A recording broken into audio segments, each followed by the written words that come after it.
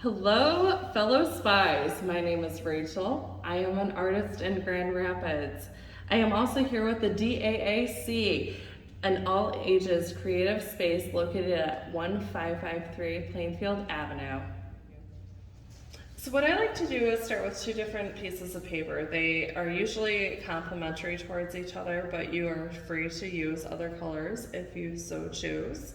What I like to do is try to find what kind of patterns I think work with each other well and those types of things. So I'm going to begin with this one. I'm going to be cutting horizontally this way. So what we want to do is cut maybe about just a half inch. But you can definitely decide on what you think looks the best. It's all about trial and error.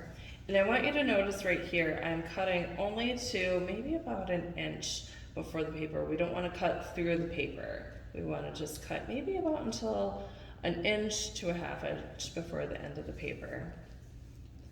So I'm going to continue doing that.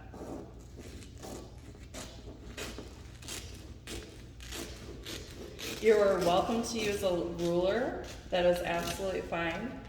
I am not always a perfectionist when it comes to this, but I really like the different types of structure that I can make when I have imperfect cuts. So you be the judge on that.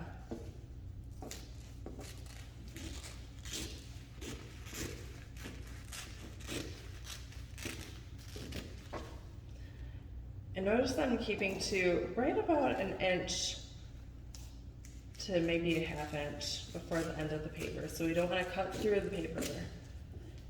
If you do, that is fine. You can tape that up, but just be aware, right through here, half inch. So here we have this. This is going to be the bottom part of our weaving. Next, we are going to take our next piece of paper, this guy right here. We're going to turn it in a horizontal way. And we are going to do the same thing, cut. Again, we want to make sure that we are cutting to about a half inch before the end of the paper. We don't want to cut through the paper. We don't want to cut too early in. We want to keep it maybe about like just an inch to a half inch. You make your own judgment.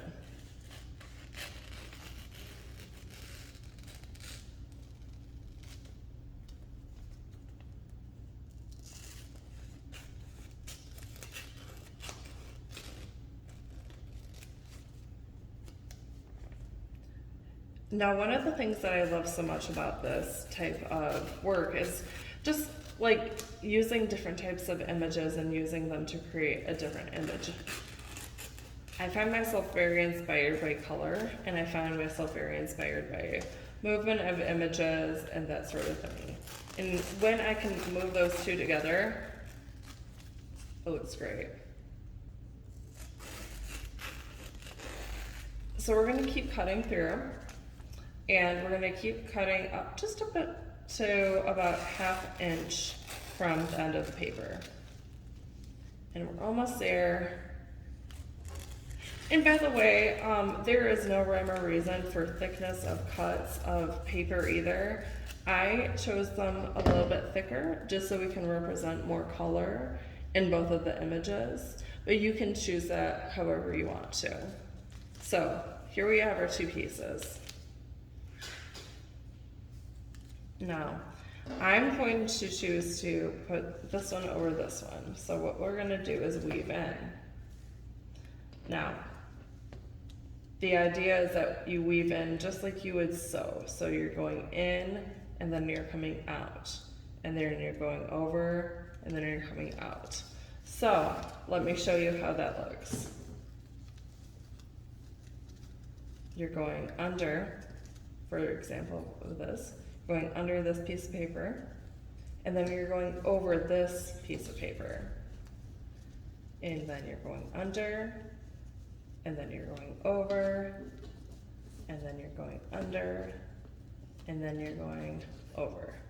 Now, if you're like me and you kind of like some sort of stability with your artwork, I would recommend taping this right now, just so you have an anchor for your piece. So I would take this piece of tape right here, tape that just so we have a foundation. So as you're looking at it, this is okay. It went under, over, under, over, oops, right here. So we go under here or over here, under here. So you can give yourself a little piece of tape right here just to give it some stability. So you kind of have a foundation for how you start going through the next rows. So you can do this however you want to. I like some contrast in my work, so I'm going to do every other differently. So this time I'm going to be going over this time, under, over, under, and then we're going to tape it from behind. So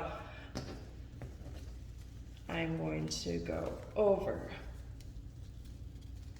and under, over and under.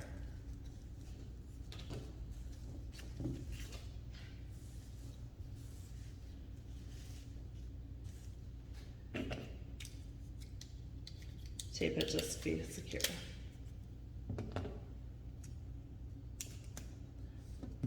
It's always good to have some stability. You can rearrange that tape however you want to after you're finished, but this is just a way to keep it together so you don't have to worry about anything falling out and having to redo anything. So just a word of caution. So next we're gonna go through the same way that we did originally. So we're gonna go under, over, under, over, under, over.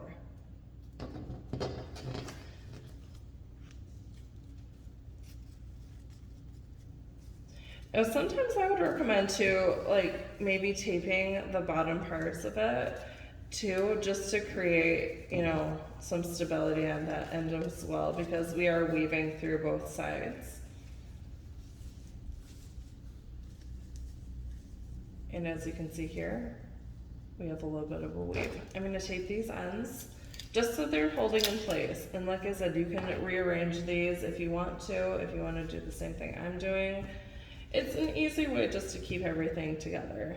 So as you can see, we've got a little bit of weaving, a little bit of weaving. So what we're going to do next is the same thing, but we are going to go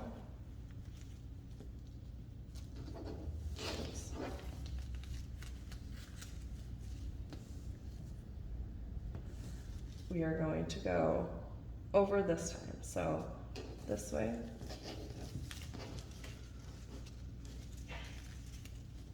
And this way. And that way.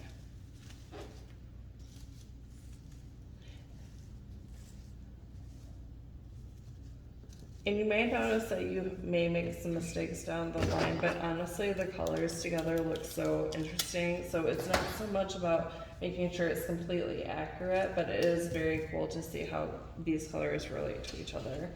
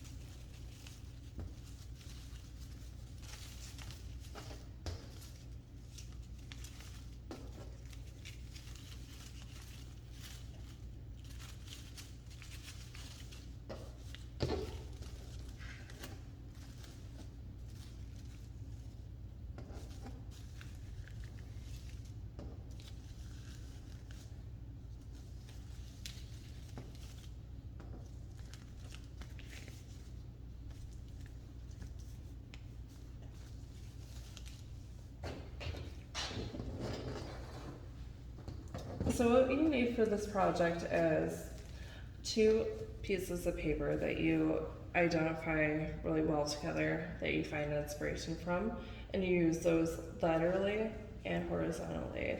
And then you cut that way, and then you weave through. I have this one as an example, and I have this one as an example. It can work very well either way. Great manipulation of color and a great way to re-explore different types of images. Thank you so much for the Grand Rapids Public Library for making this possible, and thank you for all creatives for making this possible. Have a great day.